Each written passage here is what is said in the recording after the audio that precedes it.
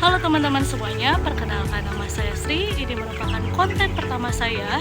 Dan untuk konten pertama saya akan membuat video tentang peternakan ayam, seputar ayam, kandang, dan lain-lain.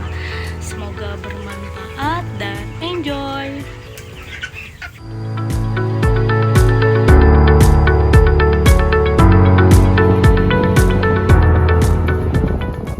Permisi Pak, apa kabar Pak? Baik. Oke Pak, saya Sri. Di sini kami ingin bertanya-tanya seputar peternakan ayam gitu ya Pak. Benar ini Pak Nazbudin? Mama. Oh iya. Pak Nana ya Pak? Ya. Bapak apa kabar Pak? Baik. Oke. Wah Pak, ini mantap banget ini kandang ayamnya ini. Ini luasnya berapa Pak? Luas tanahnya? Luas tanahnya 83 tahun tumbak. Oh, 83 tumbak.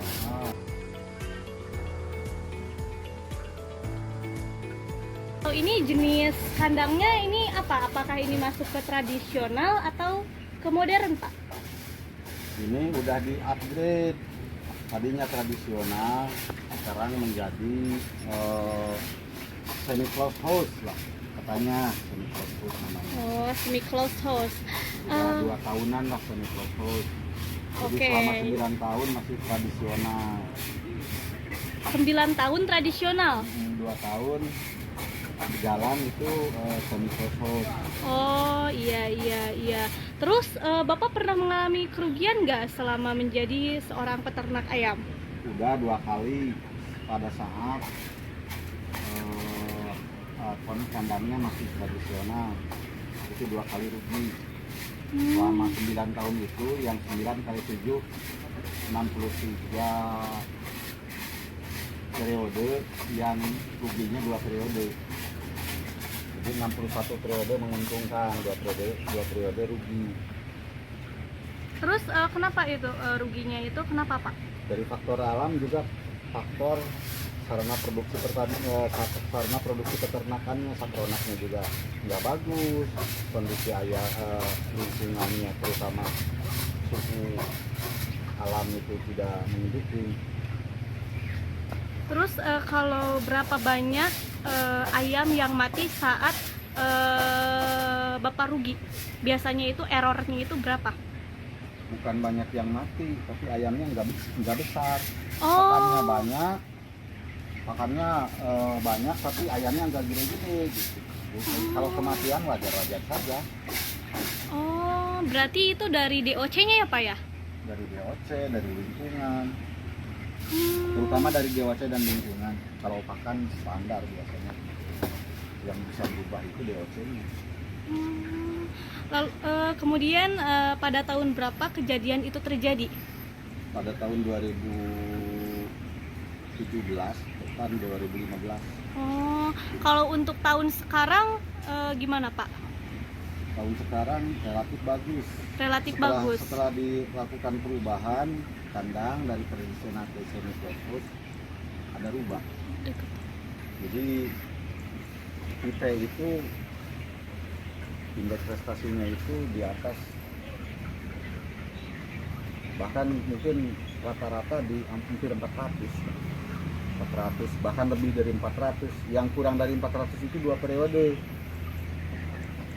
Ini proses kandang semi closed house sudah 12 periode. 11 periode itu, yang 11 periode itu yang di bawah 400 itu 2 periode. Yang 9 periode itu di atas 400 IPnya. Ada 420, 415, 430. Oke. Kalau ini Pak mengenai karyawan ada berapa orang Pak? Ini cuman sendiri. Sendiri. 1 orang. Kapasitas? 9.000 ekor. Oh, kapasitas 9.000 ekor ya Pak? Satu kandang 4.500, kan ini 2 kandang.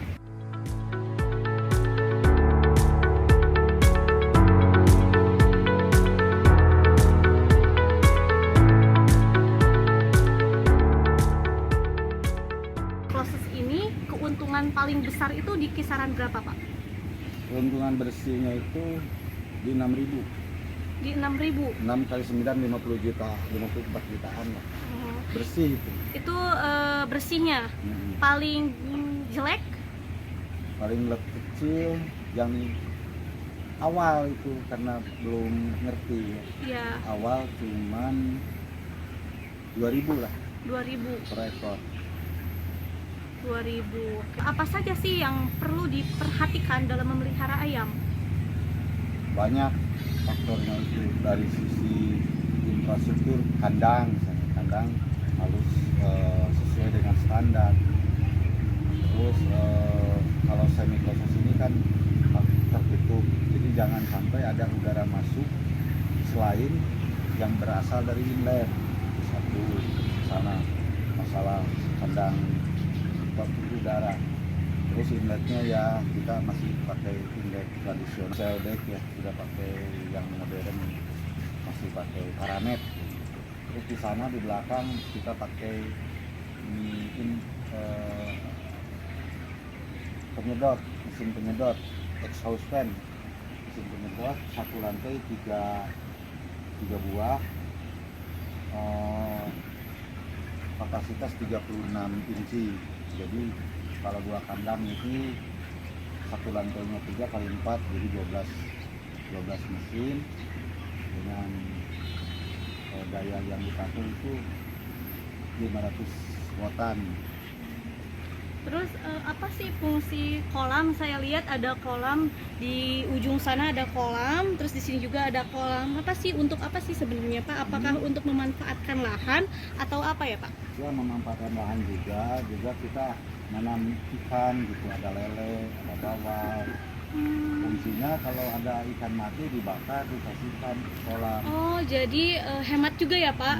Jadi supaya tidak bau lah,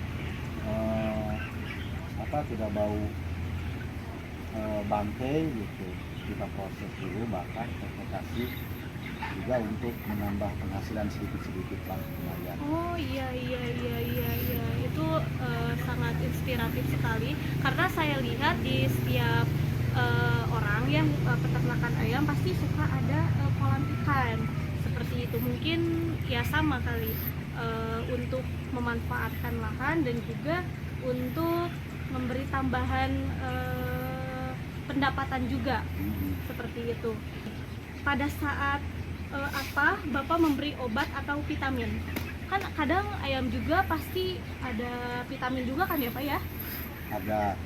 Proses awal itu biasanya begitu ayam datang kita kasih dulu cairan yang dapat menambah cairan tubuh di ayam, karena ayam takut dehidrasi pada saat pengangkutan. Kita kasih biasanya Pocari Sweat dicampur dengan air dengan kadar tertentu. Terus hari pertama, hari kedua, ketiga sampai hari keempat biasanya kita kasih obat juga. Obatnya yang spektrum luas, biasanya untuk kebanyakan untuk sistem pencernaan dan sistem pernapasan. Yang kedua biasanya kita kasih juga kalau kondisi ayamnya ini, kita kasih vitamin untuk memperkuat daya tahan tubuh ayam terhadap penyakit, juga dalam rangka mempermudah proses pertumbuhan ayam itu sendiri, untuk mempercepatlah proses pertumbuhan ayam itu sendiri. Kemudian obat juga itu selanjutnya itu dilihat dari situasi dan kondisi. Kalau ayam ada keseran penyakit tertentu, maka kita siapnya untuk melakukan pengobatan. Itu sifatnya tidak harus gitu, tapi kalau ada serangan baru yang itu dilakukan pengobatan. Oke, Bapak, mengenai kandang ayam ini, apakah jenisnya ini perorangan atau kemitraan Pak? Kemitraan. Kenapa Bapak memilih kemitraan? Kemitraan karena ini kan biaya tenaga kerjanya, biaya pembelian pakan, pembelian DOC, obat segala macam kan mahal. Dan lalu resiko di pasar juga, pada saat proses penjualan. Kita cuma menyediakan kandangnya saja, sedangkan biaya-biaya yang satronak itu sendiri ditanggung oleh perusahaan inti. Dalam hal ini saya bekerja sama dengan PT Mustika. Mereka yang menyediakan dan mereka juga melakukan penjualan. Jadi dari sisi resiko pasar terutama yang tidak menentu, ada kalanya naik dan kalanya turun, maka dikurangi resiko itu dari sistem pemasaran yang dilakukan oleh mereka, karena kita sudah melakukan kontrak terhadap harga jual ayam itu sendiri. Jadi kalaulah di sini kita tinggal memelihara yang baik aja, maka akan memberikan penghasilan yang lumayan. Risikonya itu mereka tanggung. Bila mana terjadi harga lebih dari harga pasar lebih dari harga kontrak, maka kita juga masih dikasih yang namanya bonus pasar. Misalnya 25% dari selisih lebih antara harga pasar dengan harga kontrak. Bila mana harga pasar dikurangi harga kontrak plus, maka yang plus itu kali 25% itu bagian kita per kilogramnya, kali udah berapa ton misalnya. Oke, siap. Makasih banget ya Pak ya atas informasinya. Ini sangat bermanfaat. Semoga Bapak selalu sehat dan salam ternak Pak. Ya, sama-sama. Merdeka.